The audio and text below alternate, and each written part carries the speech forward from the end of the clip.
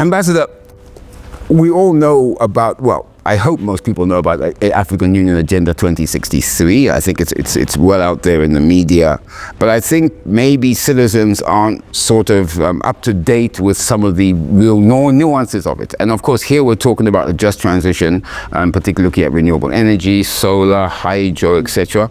So maybe you could just briefly explain from the global, from the continental level, what exactly is in the AU Agenda 2063 concerning energy.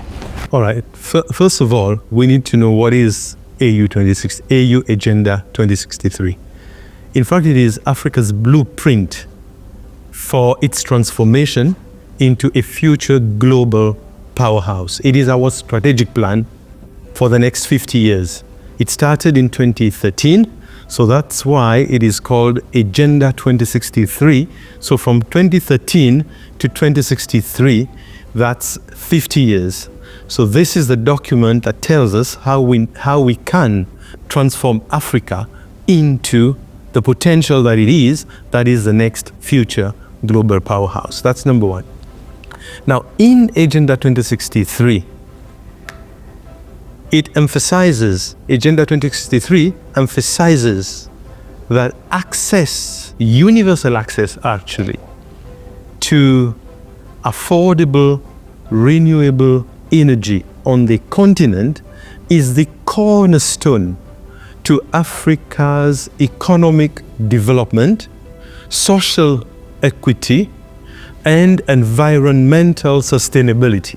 So that's the key when it comes to the issue of renewable or affordable renewable energy. Now, the collective vision of the continent is guided by Africa's common position on the issue of access to renewable energy and just energy transition that recognizes that universal access to energy, to renewable energy, is needed if we are to achieve the SDGs and the objectives of AU Agenda 2063. And that in itself, when you look at it, it is very powerful. It tells you that we have a common position on the issue of just energy transition, on the issue of access to renewable energy.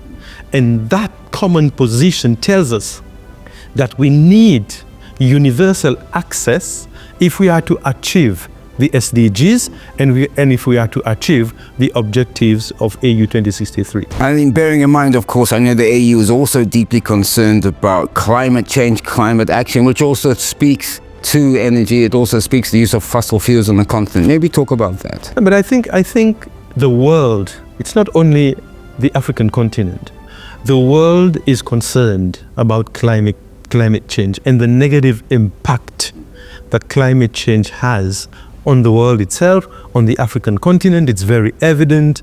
We've been through a lot of flooding, droughts, and so on and so forth. So as a continent, we are conscious that we need to do whatever it takes to negate the negative impact of climate change. And it has to be added that our contribution to climate change is negligible, but we are the ones bearing the brunt of it.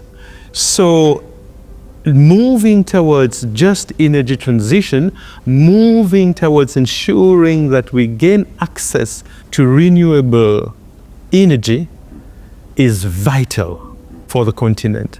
Plus, we are talking about industrialization. This is what we need. Without access to energy itself, there's no industrialization. But you can say industrialization, sir, but at the same time, we also need to be aware that the majority of our citizens, particularly in Southern Africa and SADC, live in the rural areas. And what some are concerned about, particularly experts, is that we could urbanize energy, but we leave the urban areas behind, the rural areas behind, and actually, in a way, we create more inequality. It cannot be. Yes. It cannot be. It's not business as usual here, right? It is about, for us, for the African Union, Agenda 2063 tells us it's about universal access. Access by communities, access by all the areas. In fact, Agenda 2063, even if it came about in 2013, in Agenda 2063, we have flagship projects. And one of those big flagship projects is the Inga Dam project, the construction of the Inga Dam project. Now, what is it all about? We were thinking then, okay, and it's still ongoing, to build a series of about 7 hydroelectric power plants along the Inga Falls in the DRC, which will generate, and hear me very well on this one, which will generate 43,200 megawatt of electricity, and it's ongoing. And this, combined with other regional power pools, the combined effort will give access to a huge number of African people within the continent, in the continent. So it's very important for us. It is. Again, though, the message coming out through experts is that we can't be relying even solely on hydro, because, of course, look at Zambia, 85% hydro, but, of course, the El Nino drought has caused power cuts here. So does the African Union also advocate for a mix of energy? No, definitely. I mean, history, and certainly the recent history, has shown us that we cannot rely entirely on hydroelectric power. So we are also talking about other means of ensuring that we get other means that can be used to ensure that we continuously get access to renewable energy. But it's also clear that economies in Africa can't immediately move away from fossil fuels. It's not possible, because we still need to grow our economy, we still need to have economic growth, and at the moment we use fossil fuels to do that. So we're advocating for a gradual transition. Definitely. But this is where even in my statement I spoke about leadership and political will, right? So leadership should know that we need a gradual transition, and we as a continent, we need to have a long-term vision on how we are going to achieve this, and this is what is required on the continent. Now, but that move to renewables, and I mean, in your statement, and I'll read it, you said, we recognize that the path to overcoming energy poverty lies in a bold shift towards renewable energy and other innovative technologies. That's appreciated, but at the same time, there are sort of what I can call downstream effects. For example, labor. You have a huge fossil fuel industry. Let's take countries like South Africa. Zimbabwe is a good example, where we use a lot of coal, as well as hydro. So even that has an impact in terms of capacitating. We're finding new jobs, new technologies for people to work in. I mean, is that also being taken into account? Definitely. Africa recognizes that it cannot work alone on this one, right? We need to work with our partners. We need the support of our partners, because as we are now, we don't have the capacity to transit efficiently unless we have the support of partners. So we need that. We need capacity building. We need new technologies. So this is where the partners come in. But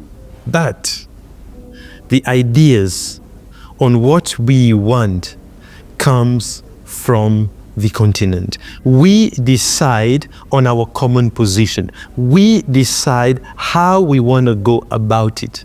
And then we work in tandem, we work in synergy with partners, because we need our partners. Now, you raised a very good point there, because of course this costs a lot of money. I mean, I heard the numbers, 109 billion climate finance gap for Southern Africa. We only got 2.2 billion, and it doesn't seem to be a cohesive policies to attract climate funds, except in South Africa and Mozambique. How possibly can we fund this transition to a just energy transition as well as trying to still economically grow using fossil fuels and uplifting our citizens out of poverty and become middle-income nations. It seems like a very tough balancing act that needs to be done by governments, and a very deliberate strategy needs to be put in. This is why we are bringing all the experts at this conference, because the experts will tell us, the African experts will tell us how this can be done. But we know that there are many financing mechanisms that we can tap into. But to do that, we need our experts, our African experts, to tell us this is the way to go. And this is why, like I said, we are having this conference. If a country wants to fulfill its potential, it's about allowing each and every single individual in the country to him or herself fulfill his or her potential. Yeah? So it's a combination of each individual fulfilling their potential that would allow the country to fulfill its potential. Now, when a country fulfills its potential, and then when we put all the countries together on the continent, and this is when the African continent will fulfill its potential. So when we are talking about each and every single individual, we are talking about everybody in all communities. So that is a personal philosophy. I believe in it. So just to finalize, Ambassador, it's clear that if we want a continent, we want the southern region to grow economically and step up for its rightful place in the world order, if I can call it that, energy, just transition of energy for all citizens, looking at renewables, clean energy, green energy, that is really the cornerstone of anything in terms of... Let me finish with this one. Let me finish as I started. AU Agenda 2063 emphasizes that universal access to affordable, renewable energy on the continent is the cornerstone for Africa's economic development, social equity, and environmental sustainability.